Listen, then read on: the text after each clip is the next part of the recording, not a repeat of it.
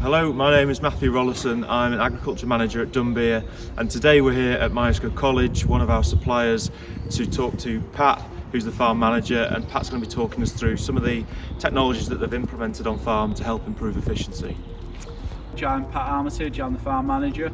We're a 300 hectare commercial farm. We're currently milking 150 Holstein Friesian dairy cows.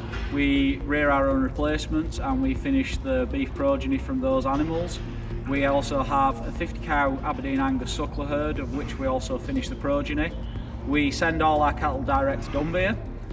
What we're here today to look at is our feeding technology.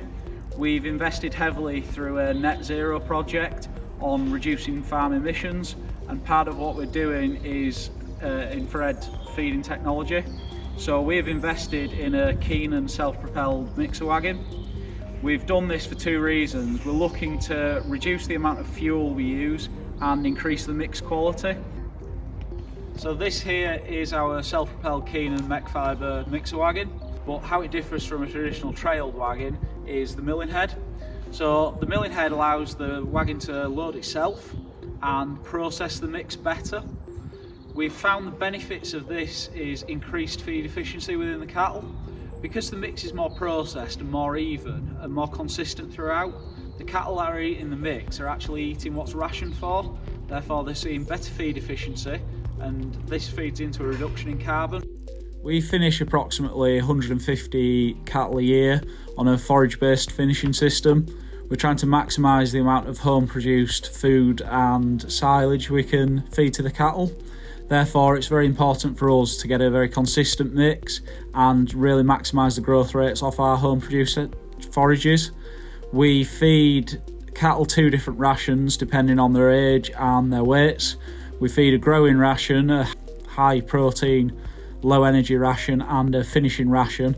The idea behind this is to gain the maximum amount of growth rate and hit market spec to maximise the returns and maximise the profitability of our animal. We've just got a few questions for you now. So on the infrared silage analysis, how do you use that and how do you use the reports that produces for you?